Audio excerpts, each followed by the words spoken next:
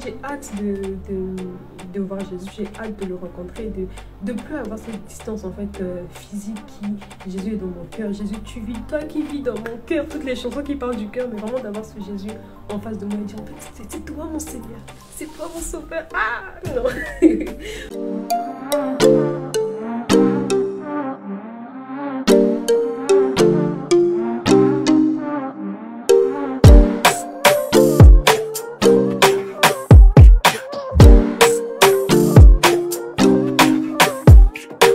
Hey guys, je m'appelle Divine et bienvenue sur ma chaîne. Si c'est la première fois que tu atterris sur l'une de mes vidéos, sois la bienvenue, installe-toi, sens-toi à l'aise, sens-toi chez toi, c'est la maison.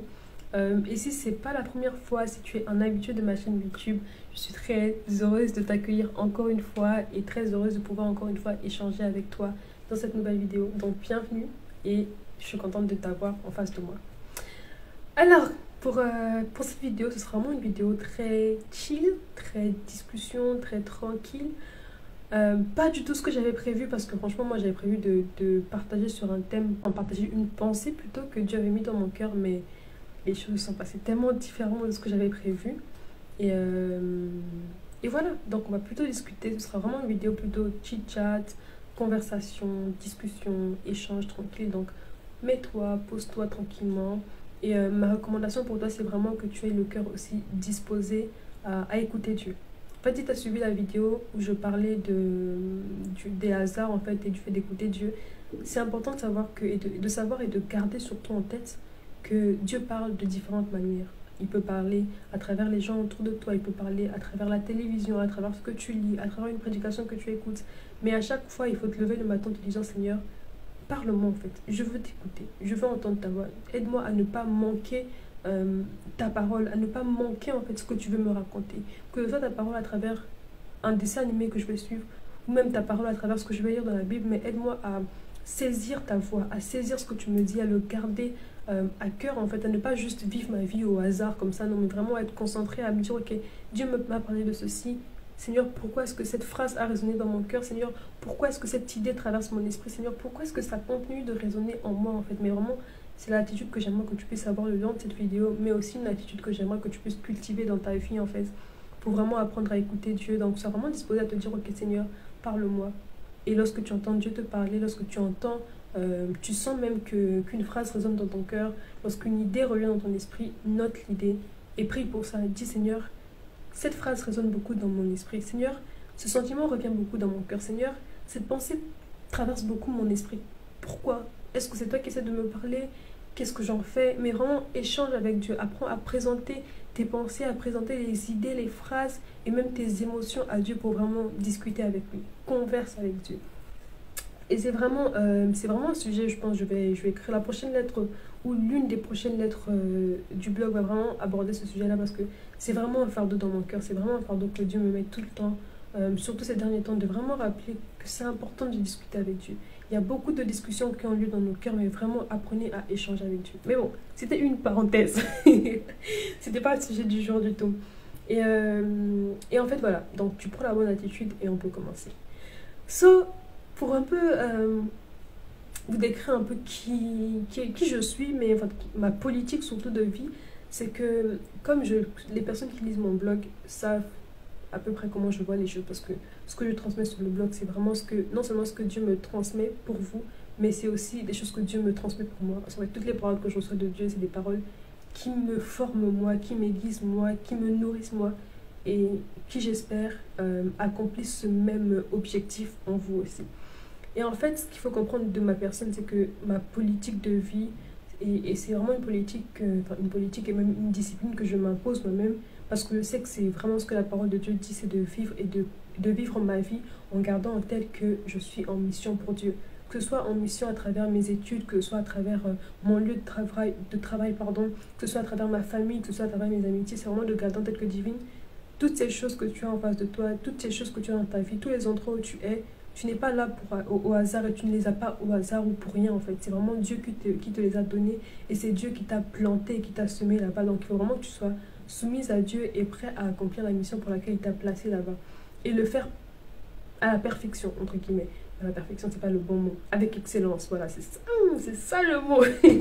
Le faire avec excellence. Donc, c'est vraiment ma politique de vie, c'est vraiment me dire que je suis en mission et dans tout ce que je fais, je veux le faire de manière excellente. Et même si ça peut être saoulant des fois, même si ça me plaît pas, même si vraiment c'est pas ce que j'ai envie de faire, à chaque fois que je me rappelle qu'en fait, non, Divine, tu es en mission pour Dieu, les frères et sœurs qui te font chier, ça reste Dieu.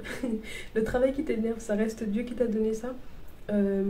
Ça m'aide à me ressaisir, à me dire, ok, non, si c'est Dieu qui m'a donné ça, il faut que je sois fidèle avec ça. Il faut que je le fasse avec choix, il faut que je le fasse avec bonté, il faut que je le fasse avec tout mon cœur. Parce que comme on l'a vu dans la dernière vidéo, Dieu ne regarde pas juste aux actions qu'on mène, pas juste à la manière, enfin, aux actions en fait, qu'on fait, mais c'est vraiment l'attitude de notre cœur qui compte. Dieu, il sent nos cœurs, il voit nos cœurs, et c'est ce qui compte pour lui en fait. Et je veux vraiment pas que lorsque je me retrouvais en face de mon Jésus, il me dise, mais c'est bien, t'as fait ça, mais tu l'as fait vraiment avec une colère dedans, t'avais pas envie de le faire, tu faisais par juste parce que, en fait, parce qu'il fallait le faire. Non, j'ai envie de retrouver Jésus, de lui dire, de l'entendre surtout me dire, franchement, Divine, je suis trop fière de toi. Je suis contente de ce que tu as fait.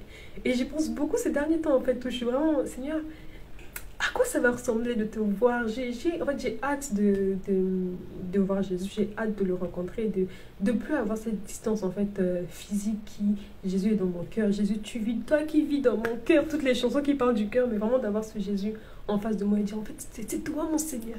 C'est toi mon sauveur. Ah non. Bref, j'avais dit que c'était une vidéo discussion, donc vraiment, je suis chill. Mais vraiment, c'était ça. C'est vraiment, en fait, un désir dans mon cœur actuellement. Et c'est aussi une autre attitude que j'essaie vraiment de développer, on va dire. Ça fait partie de ma politique. Je commence à appeler ça comme ça. Ça fait partie de ma politique. De vraiment vivre avec cette attente-là de, ok, bientôt Jésus revient, je vais le voir. Bientôt Jésus revient. La mort va s'arrêter, bientôt Jésus revient, de vraiment vivre avec cette attente-là de ok, Jésus revient, et de l'attendre avec choix. C'est pas avec un jugement de ah, j'ai peur que Jésus revienne, non, mais c'est vraiment me dire Jésus revient et j'ai hâte de le rencontrer et je veux le rencontrer avec la bonne attitude.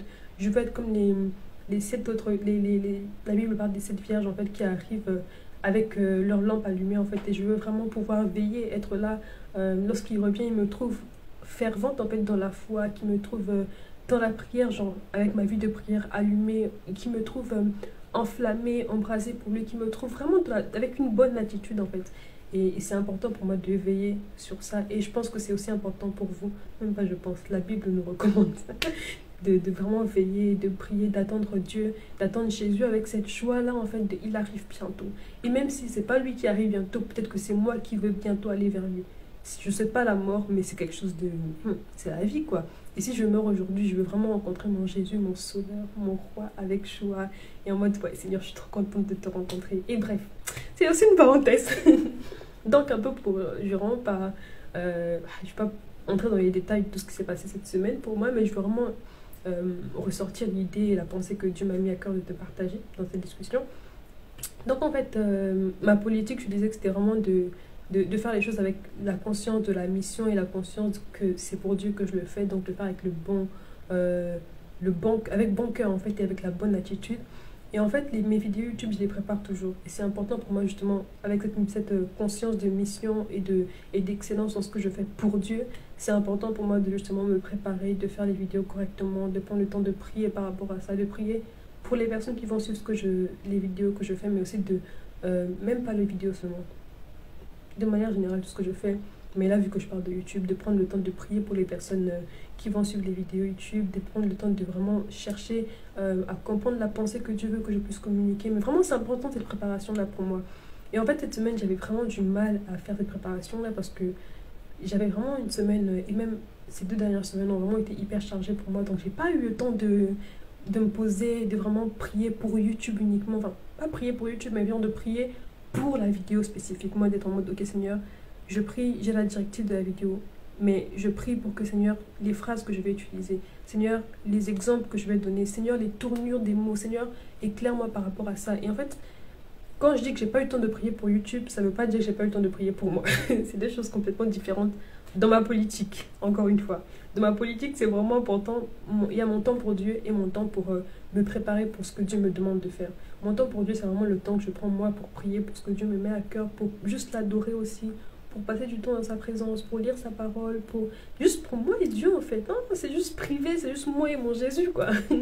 Et après il y a ce temps aussi où c'est vraiment un temps de préparation. C'est vraiment, ok, je suis toujours avec Dieu, mais c'est Seigneur, éclaire-moi par rapport à ça. Seigneur, qu'est-ce que tu veux que je... Comment est-ce que tu veux... C'est vraiment un temps de travail, mais avec Dieu, encore une fois. Et en fait, c'est ce temps de travail avec Dieu que je n'avais pas vraiment... que j'avais pas, en fait, tellement j'étais chargée. J'avais le temps pour Dieu, pour moi et Dieu. Je passais du temps avec Dieu pour moi et lui, mais vraiment pour me poser et me dire, ok, YouTube, j'avais pas le temps. J'avais l'école, j'avais le travail, j'avais les autres projets, j'avais du mal, en fait. Et plus le temps passait, plus on se rapprochait du jour où il fallait que je puisse tourner, quoi. Et après, j'étais en mode, Seigneur, je pense que vraiment... Déjà, je me plaignais parce que j'étais vraiment fatiguée. Et je sais pas si vous, c'est le cas, mais moi, quand je suis fatiguée,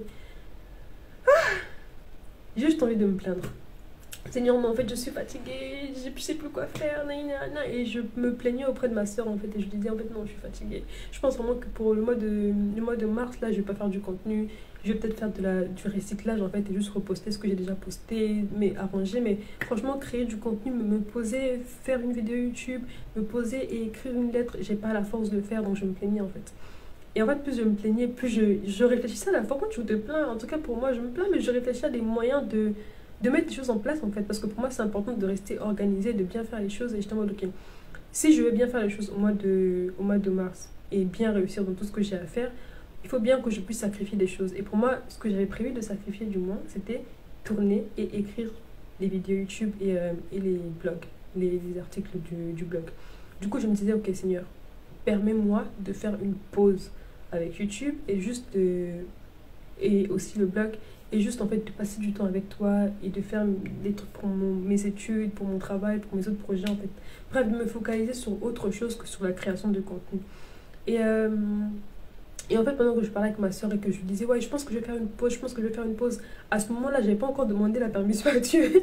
Du coup, je lui disais juste, et là, dans mon cœur, le Saint-Esprit me disait, Divine, arrête, Divine, ne dis pas ça, Divine, tais-toi. Et je te vois, genre, ça se passait comment? Pour un peu vous expliquer la scène, c'était. Là, c'est Divine qui parle. Oui, moi, franchement, ce mois-ci, je pense que je vais pas faire de vidéo YouTube. Ce mois-ci, dans mon cœur, il y a le Saint-Esprit qui me dit, Divine, non, Divine, tais-toi, Divine, tais-toi. Et je continue en fait, à un moment donné, je me suis tue. Et d'ailleurs, c'est vraiment une parenthèse, encore une fois, que j'aimerais faire. C'est vraiment, c'est important de faire attention aux paroles que tu prononces. C'est important de faire attention aux mots que tu dis. Parce que les mots sont spirituels. Et aussi, à ce moment-là, quand je parlais, je ne me rendais pas compte de ça. Mais en fait, après, quand je me suis posée, c'était ce qu'on m'a dit. L'une des raisons pour lesquelles je te demande de te taire par rapport à ce sujet-là, c'est que tu professes des choses, des directives que tu veux prendre, mais que tu n'as pas, qui ne sont pas mes directives à moi. Et plus tu professes des directives et des directions que tu veux prendre, des choix que tu veux faire qui ne sont pas les miens, et sans m'avoir consulté au préalable, ton cœur, et à cause du fait que tu déclares ces paroles-là, ton cœur va finir par croire que c'est la vérité, l'atmosphère va finir par enfin, le monde spirituel va finir par se soumettre à ces paroles-là, alors que c'est pas du tout les directives que je t'ai données, c'est pas du tout ce que moi je te demande de faire.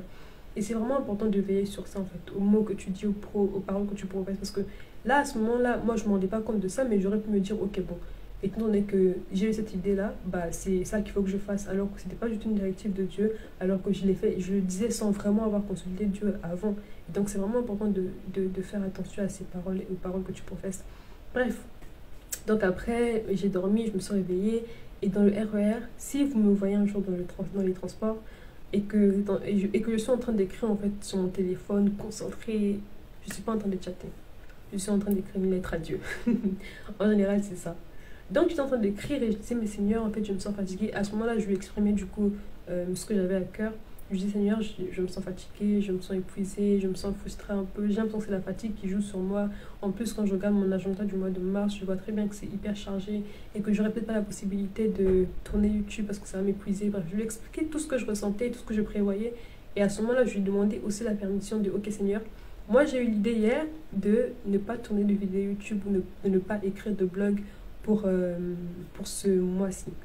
Mais est-ce que c'est ce que tu veux? Du coup, je lui ai demandé, je t'ai dit, est-ce que tu me donnes la permission de ne pas tourner, mais juste d'utiliser ce que j'ai déjà fait avant pour, voilà, pour rester active, mais pas pour, mais sans pour autant créer en fait du contenu frais. Et je lui demandais en fait, et il me disait en fait, Divine, je comprends que tu es fatiguée, je comprends que tu te sens frustrée, je comprends tout ce que tu ressens, mais en fait, ma grâce te suffit. parce que justement, ma puissance s'accomplit lorsque tu es faible. Et en fait, à ce moment, je me dis, ah Seigneur, c'est inversé ça. Mais en fait, c'est inversé dans la Bible en plus. Mais en fait, il me répétait ce verset, pas comme c'est écrit dans la Bible où c'est Paul qui parle, mais vraiment, il me le disait à moi en disant, Divine, ma grâce te suffit, en fait, Divine, ma grâce te suffit, et elle s'accomplit quand tu es faible. Et à ce moment-là, elle a commencé à me rappeler à quel point c'était important pour moi de garder en tête que même lorsque moi, je suis fatiguée, même lorsque moi, j'ai plus l'énergie pour faire les choses, même lorsque moi, je suis épuisée, lui, il est là en fait. Il faut que je m'appuie sur lui, il faut que je me repose sur lui, il faut que je lui fasse confiance. Et après, il m'a dit, est-ce que si en fait, il m'a dit en fait, si je te disais, c'est vrai que toi tu me dis, Divine, c'est vraiment ma discussion avec Dieu que je vous raconte. Et il me disait, c'est vrai que toi, Divine, tu veux faire une pause avec la création de contenu précisément, mais si moi, je te disais, fais-le quand même, est-ce que tu le feras? Et là, je me suis posée justement, Seigneur. Toi-même, tu sais que je suis fatiguée. Mais je le ferai quand même parce que je sais que c'est toi. Et aussi, je le ferai quand même parce que je veux savoir ce à quoi ressemblerait cet épisode de ma vie si je me laissais guider par toi. À quoi ressemblerait cet épisode de ma vie si je marchais avec toi? À quoi ressemblerait cet épisode de ma vie si je te laissais et si je vivais simplement cet épisode avec toi? À quoi ressemblerait cet épisode de ma vie avec toi en fait? Parce que sans toi, mon plan, c'est d'arrêter la création de contenu. Sans toi, mon plan, c'est de me reposer, de faire autre chose. Mais à quoi ressemble cet épisode de ma vie, encore une fois, avec toi, en obéissant à toi, en t'obéissant à toi, pardon, en faisant ce que tu me demandes de faire, en continuant, vu que c'est ce que tu me demandes de faire, même si je suis fatiguée. À quoi va ressembler, en fait, cet épisode de ma vie avec toi? Et je voulais ça, en fait, je voulais voir à quoi ressemblerait ma vie avec Dieu. Et c'est toujours ça, en fait, le désir de mon cœur, de vraiment faire les choses avec Dieu et pour Dieu, de vivre ma vie avec lui, de partager chaque instant, chaque épisode, chaque saison de ma vie avec lui. Et à ce moment-là, je me suis dit, ok Seigneur, même si moi je me sens fatiguée et que j'ai envie d'arrêter, je vais le faire quand même parce que c'est toi qui me demandes de le faire. Et parce que je sais que, franchement, pour les gens qui me connaissent, savent que vraiment, YouTube et moi, c'est pas la grande histoire d'amour. Et que si ça ne tenait qu'à moi, j'aurais déjà arrêté la création de contenu, j'aurais arrêté YouTube en fait, et que je me serais juste concentrée sur moi et Dieu, sur moi et mes autres trucs tranquilles en fait. Mais je sais que c'est une instruction de Dieu, c'est pour ça que je continue en plus. Et en fait, je disais ça à Dieu et je lui disais, ok, vu que c'est toi, je sais que tu me donneras des moyens, tu me parleras, bref, on va y arriver. Et finalement, voilà la vidéo qui a fini par, par naître de toute cette discussion et de tout cet épisode de ma vie en fait. Et de cette semaine au plus de ma vie. De cette semaine surtout. Et en fait, mon exhortation pour toi, c'est vraiment de faire confiance à Dieu, de te reposer sur Dieu. Et même lorsque tu es faible, encore une fois, même lorsque tu es fatigué, accepte de voir l'inversion de ta vie avec Dieu. Accepte, sois curieux de savoir, ok, à quoi ressemblerait cette saison et ce domaine de ma vie en particulier si je me laissais guider par Dieu. Et je suis sûre que ça ressemblerait à quelque chose de beaucoup plus beau et de bien loin, bien mieux, bien loin mieux. Bref, de meilleur en tout cas que ce que toi tu avais prévu. Et vraiment, laisse-toi guider par Dieu. Laisse-toi fortifier par Dieu. N'aie pas peur encore une fois d'exprimer ce que tu ressens à Dieu. Et moi, c'est vraiment quelque chose que Dieu me met vraiment à cœur en plus de vraiment insister dessus. C'est exprimer vos émotions à Dieu. Et je le dis souvent parce que moi-même dans ma foi, je sais que mes émotions ont joué un grand rôle. Ça a été l'une des grosses épreuves en tout cas, parce que je suis quelqu'un de très sentimental qui me laisse très facilement guider par mes émotions et par mes sentiments. Mais c'est important et ça a été important et c'est toujours important pour moi de me laisser guider par Dieu et par l'Esprit de Dieu. Les émotions ont leur place, la logique a sa place, parce que je sais qu'il y a des gens qui, eux, sont pas guidés par leurs émotions, mais plutôt par leur logique. Et ça a sa place, les émotions comme la logique ont leur place, mais c'est pas la place du conducteur de ta vie. C'est pas la place sur le trône, c'est pas la place de la personne qui guide. La personne qui guide, c'est le Saint-Esprit et ça doit rester le Saint-Esprit. Et c'est important justement pour ne pas laisser à tes émotions ou à ta logique la place du guide ou du conducteur de ta vie. Il faut vraiment les recommander entre les mains de Dieu. Il faut laisser ça entre les mains de Dieu. Il faut les exprimer à Dieu. Seigneur, je pense que ça c'est correct. Qu'est-ce que tu en penses? Et sois prêt, aie un cœur soumis, suffisamment humble pour dire, peu importe ce que tu vas penser, c'est ce que je vais faire. Même si c'est pas logique pour moi, même si c'est pas ce que mes émotions me diraient de faire, parce que c'est toi, Seigneur, et parce que je t'aime et parce que je veux vivre pour toi, je me laisserai guider par toi. Donc voilà, à peu près la vidéo, le petit témoignage, la petite discussion que j'avais à avoir avec vous aujourd'hui. J'espère qu'en tout cas que tu auras tiré des choses intéressantes le long de la vidéo, que tu auras retenu des choses importantes, des choses en fait, j'espère juste qu'en fait Dieu aura utilisé chacun de mes mots, chacun des sujets abordés pour encore une fois parler à ton cœur, pour encore une fois fortifier ton cœur, pour encore une fois apporter un éclairage et une directive dans ton cœur.